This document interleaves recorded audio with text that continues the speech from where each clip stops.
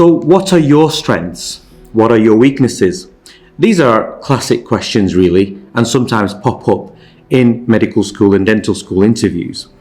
And it's important that you can articulate yourself well so that you can shine. You need to be able to demonstrate self-awareness, maturity, and also capacity for growth. Now, look at strengths first. I always say to my students, follow the rule of threes. What do I mean by that?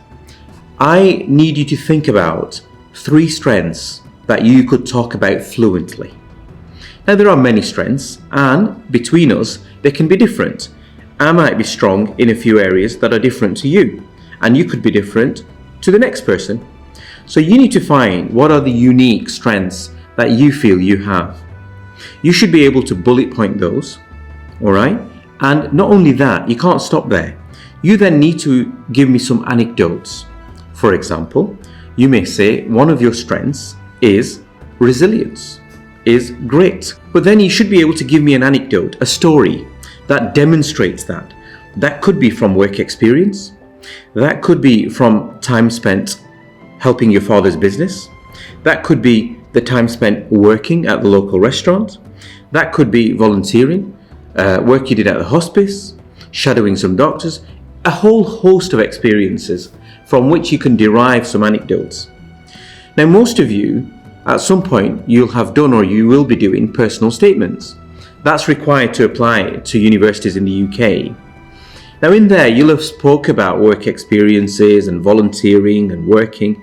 Go back to that document, look at those examples, and bring out some stories, bring out some anecdotes that then demonstrate those strengths. You can't just stop there. Once you've given me the anecdote, that second stage, you need to then take it to the next stage, which is how you think that is then valuable, how that then promotes future growth in you as a person, so that then you become an excellent doctor, an excellent dentist.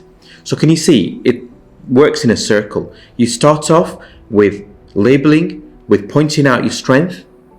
You then show me an anecdote, and then from there you tease out why you said that strength, and also then you're looking at how then that grows, makes you grow towards becoming a future dentist, a future doctor, and an excellent one at that. Now, by the time you've done 3 of them, you'll probably find you've used up a lot of your time.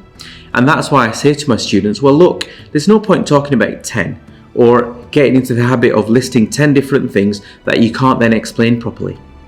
I'd rather you did 3 of them, but you did it really well. Now, let's move on to weaknesses, because that's important, because questions ask you about, well, weaknesses in you, or perhaps challenging situations, or difficulties you might have faced.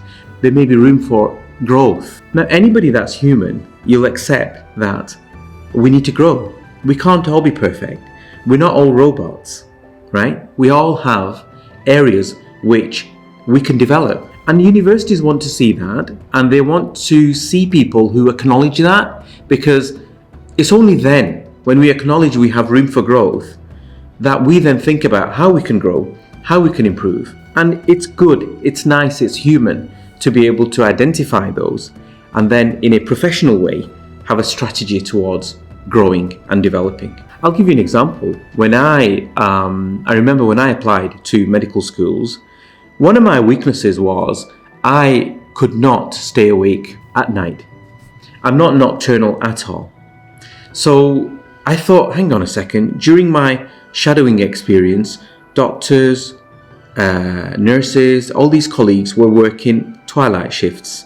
They were working evenings. They were working night shifts. How on earth am I going to cope? Because I don't naturally cope well in those environments. In those times, I need my sleep. So it was important that I identified that from those anecdotes, from those life experiences. But I didn't stop there. I went a step further and I said, how am I going to address that? How am I going to improve? How am I going to kind of develop my weakness into a strength? Now, my way of dealing with that was to then go and do volunteering shifts in the local care home, helping out almost like a healthcare assistant. And I kept doing that even at medical school. And that then helped me.